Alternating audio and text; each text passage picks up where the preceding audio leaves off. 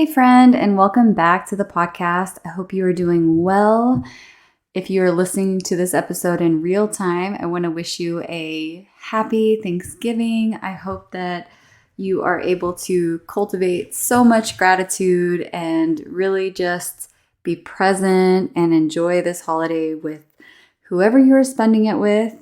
And just thank you for being here. Thank you for listening. And just thank you for being a part of this community. It really, really means so much to me to have this little family over here. So yeah, in this episode, we are going to be talking about how to navigate the holidays, specifically just the emotions that come along with it. I did a poll on our Facebook group, and many people were having mixed emotions, or they were feeling sad about it. Some were looking forward to the holidays, but I know for a lot of people, the holidays just bring up a lot of emotions. And so I wanted to dive into that today. Also, of course, give some tips on, maintaining your sobriety. I think they kind of go hand in hand because often, we are coping with our emotions with substances. And so if we can manage our emotions, I think that we're going to have more success with maintaining our sobriety through the holidays. So if you're ready to learn some new tools to help you have more joy, more peace, and while also maintaining your sobriety during the holidays, then let's dive in, grab a notebook and pen, and here we go. Hey friend, welcome to Beyond the Booze. I'm your host, Victoria Plummer, daughter of the Most High, wife, boy mom, and multi-passionate entrepreneur. I know that you are sick of wallowing in shame after another night of binge drinking. I know that you want to quit, but you can't imagine a life without alcohol. My mission is to set you free from the lies, fears, and habits that are keeping you stuck in a toxic relationship with alcohol. In this podcast, you'll learn about spiritual growth, personal development, healthy lifestyle habits, and recovery education, so that you can start living a life you love. If you're ready to take your power back, grow in your faith, and live a more purposeful life, you are in the right place. Whip up your favorite mocktail. Let's do this. So before we dive in, I just want to make sure that if you are not already, come join us over on the Beyond the Booze Christian Sobriety Facebook group. We'd love to support you and pray for you over the holiday season. So if you're having any big emotions or stinking thinking, as I like to call it, when you start thinking, well, maybe I'll just drink on special occasions. How has that worked out, right? So if you're having anything like that, we'd love to just, be a part of your support and your community. So come join us over there. And so let's dive in. So again, this episode is going to be about navigating your emotions over the holidays. I went on to our Facebook group today and asked how everybody was feeling about the holidays, and a lot of people had mixed emotions, or they were feeling sad, and some people were looking forward to the holidays, which I'm so glad to hear. But for a lot of people, the holidays bring up grief, they bring up stress, overwhelm, triggers, dysfunctional family, chaos, all the things. And so I really wanted to talk about this and hopefully help you navigate this Thanksgiving, or whenever you're listening to this, navigating maybe Christmas time. Help you navigate this with less stress and just feeling more at peace, more joyful, more empowered. So let's dive in. I did want to talk about a time where I was feeling very anxious about like a family event. I was feeling very anxious about this family I was going to be spending time with for a big celebration. I was feeling really anxious because I knew that a lot of this family, like, they would be drinking, there would be smoking, things that could be triggering for me. And I was feeling pretty anxious about it, and also knowing that some of the family is, well, yeah, it's like dysfunctional and like, there's issues. And so I was feeling very anxious about it. But through some of these things that I'm going to be sharing with you, I was able to have an amazing time. I was able to be really present with my loved ones, have really fun conversation, play games, have a really joyful time, and just feel like I showed up like in my power. I showed up as a light, and just joyful, and being able to just shine my light for others to see, and just because it's anytime we're around others, it's a time for us to witness, to, just be able to, yeah, show others like what God can do. Like God can, change us and give us more joyful lives, and help us have more peace and just literally change us from the inside out and like just change everything about us and into, yeah, a beautiful way. So it's always a time to witness when we're, in these environments that might be dysfunctional.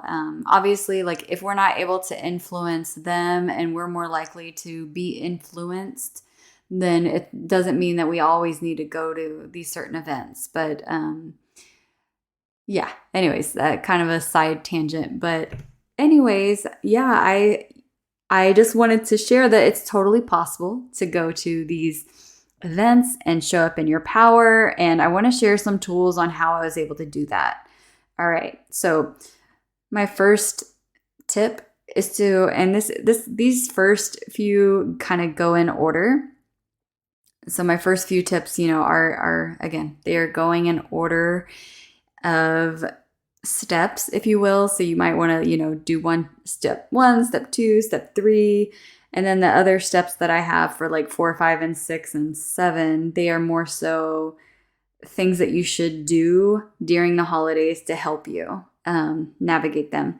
Okay, but so first I want you to identify what thoughts, what feelings, what emotions you are having. And maybe, you know that you're feeling sad, or you're feeling anxious, or you're feeling grief, or you're feeling overwhelmed. Being able to identify that is like the first step. And then step 2 is to process. So I kind of made an acronym for the first 3. It's like 1, 2, 3. It's like IPE. So identify, process, and the last one's going to be envision. But so for process, I want you to take the time to process, because so often we just want to like shift from one emotion to the next super quickly, but we need to take a little bit of time, not like days, Lord willing, hopefully not that long, but take a little bit of time to process what it is you're feeling. And,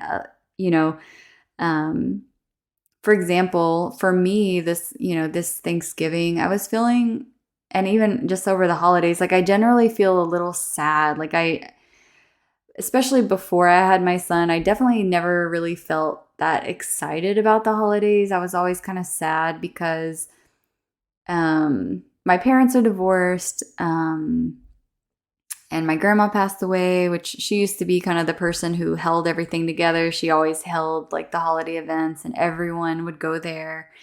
But when she passed away, we stopped having that tradition. And then when my parents divorced also, like I was like the holidays just felt kind of like a little more stressful. Like I had to split the holidays. And then of course, when I got married, they're split even more. Like I'm having to choose between, my family, his family, my dad, or my mom. And it's just for me, it's just sad because I really, really value my family. And I value like quality time. So yeah, it's important to take the time to like acknowledge what you're feeling, to process it, maybe to speak with someone, whether that's with a counselor, with a friend, and then with God as well, and sometimes that might be the only way or the only person you can process it with, and that is a great person to process it with. So I highly recommend, processing it by journaling it out, journaling out any feelings you're having, leading up to the holidays is kind of what I'm thinking.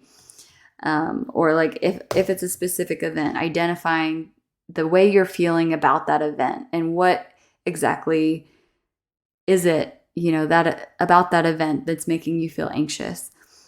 So that's the second step, is to process it, to just, acknowledge it, to take it to God, lay it at his feet, ask him for help, for guidance, maybe a word, asking him for a scripture to help you hold on to during that time.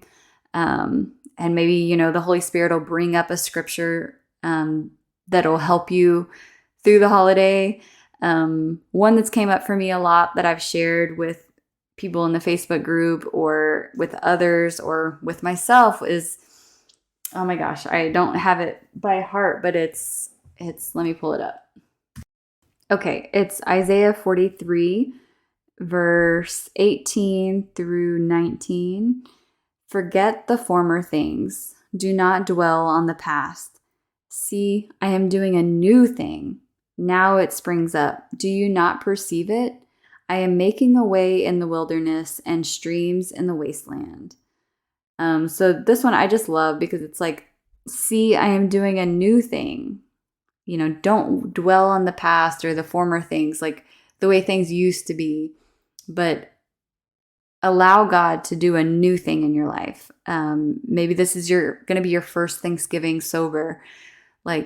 Allow God to show you that it can be even better now that you're, abiding with him, you're obeying him. I'm sure this is, getting sober is something that you've been convicted of, and there's a blessing on the other side of your obedience. Always remember that.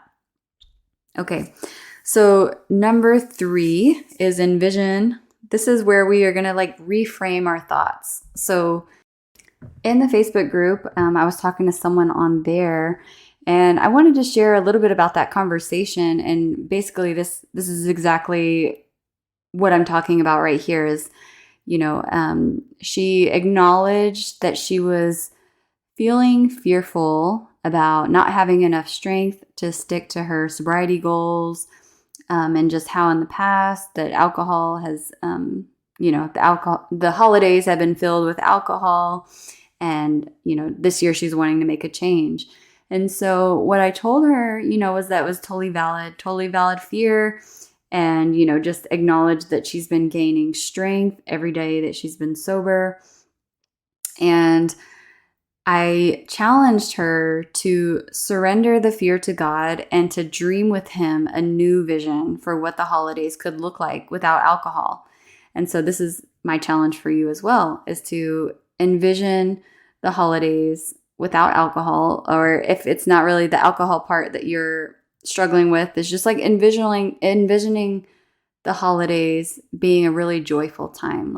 Imagine, wherever you're going, however you're spending it, just envision what it would look like to have the best day that day. What would the best time look like, And so as far as with alcohol, I was, telling her to envision yourself having a joyful time, showing up as the light that God created you to be, having meaningful, warm conversations with loved ones, enjoying a yummy, alcohol-free holiday drink, and then, just journaling that vision out,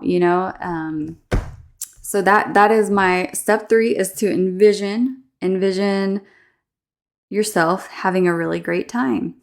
And then my 4th tip is to double down on self-care. So the holidays obviously can be very stressful. And my wellness coach actually, always says to not go in with guns blazing. So it's blow off some steam before you go to the holiday event. Like if you know that it's probably going to be a stressful holiday event, like if you can try to get a workout in before you go, so you've already kind of like blown off some steam. You're not like, you're feeling less stressed because you worked out. Maybe that means, spending time with God before you go. One thing that helps me that helped me on that trip that I was mentioning in the beginning was I just like remembered that it's not like I'm going to these events alone. Like I can take Jesus with me to these events and like invite him to come along. So that helps me feel better by knowing that it's not like I'm leaving him at home. I can take him with me. But yeah, so double down on self-care, whatever that looks like for you. And maybe it doesn't mean you're doing, double self-care, but it's like really making sure that, you're getting some self-care. And maybe that looks like just being opportunistic about it. Like if you know that the holidays are going to be really busy, like it's like if you have a slot of time where you can get in a quick walk or you can, slip away and get to the gym, definitely recommend doing that. Tip number 5 is similar. It is to come up for air. So a lot of times, like the holidays, they can feel so chaotic, like they can feel stressful. And it's so important to come up for air, to do something that helps you just, relax a little bit, whether that's like taking some rescue breaths, which I've talked about before. If you're not able to, get away, or if you're not able to get outside for a walk or get some fresh air. And that's what I mean by coming up for air, like just getting some fresh air. If you're not able to like leave, you can try going to the bathroom and doing like some rescue breathing. So that could be just like, I've mentioned this in many episodes, but if you haven't heard them before, the rescue breath is like 2 sharp inhales through the nose and then a exaggerated long exhale through the mouth, and you can make it an audible breath through the mouth. So this is just a really good way to like help your nervous system relax. So it's like you're taking 2 sharp inhales. It goes like this. And so I'd recommend doing that like as many times as you can, like maybe 3 to 10 times, to just help you really relax and regulate. All right. Tip number 6 is to plan ahead. So this could look like if you know that your family gets very rowdy around a certain time, like if you're like, okay, I know that after 9 o'clock, like it's going to get crazy. Like maybe that means like that's your cue to go home, and it's totally okay to leave early. Maybe that looks like planning ahead by bringing your own beverages, like, and, having that. Maybe that means like knowing like what your triggers might be. Like if you know that some family members are going to be doing something that, like tends to trigger you. Like for me, that would be like knowing that certain family members are going to be smoking weed, like outside in a certain area. Like, and for me, that would be knowing not to go over there. Like I'm just not going to talk to them while they're doing that, because that's just too triggering for me, and it's just, I don't need to. So anyways, planning ahead as far as that goes, like knowing what might trigger you, and like just planning ahead. And my last tip, number 7, is to honor your own needs. So you might be thinking, what does that mean? That means like if you need some extra time to nurture yourself, if that means you need some more time to like just take care of yourself, and to like, if you're like, what, I really need a little bit of extra space. I need a little bit of alone time. I need to go to the gym. I need to do this. I need to do something to make myself feel better. Then to honor that. Obviously, I'm not talking about drinking or smoking or using a substance to honor your needs. That's not the need. The need is to feel better. usually.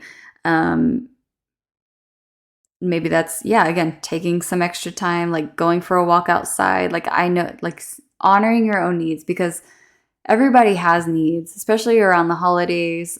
I mean, anytime really, but like if you're experiencing a lot of emotions, like, your sobriety is very important, obviously. And if you need to give yourself some extra love, like honor that, because you deserve it. Because if it was somebody else, just, I know that you are probably such a loving and giving and thoughtful person that you always consider others before yourself. And I just want to remind you that it is okay to love yourself too.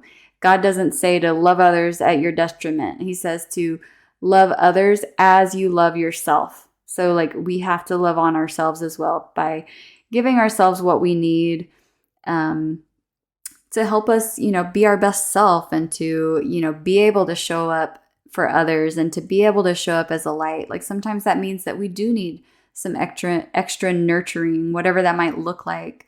I just want to implore you to honor yourself in that way, to allow yourself to honor your own needs, because they matter. You matter. You're important.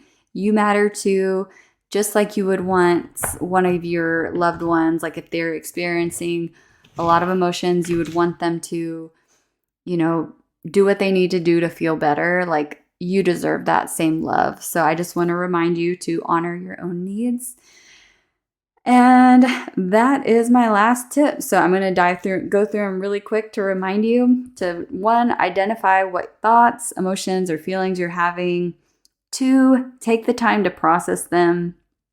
3, envision a new way to be. Number 4, double down on self-care. Number 5, come up for air. That is the day of, come up for air as you need to.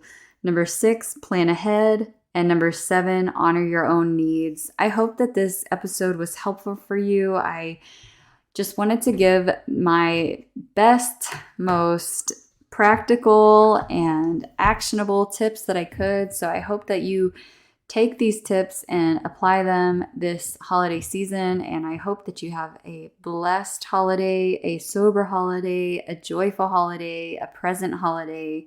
And yeah, I will talk to you guys in the next episode. Have a great one. Bye for now.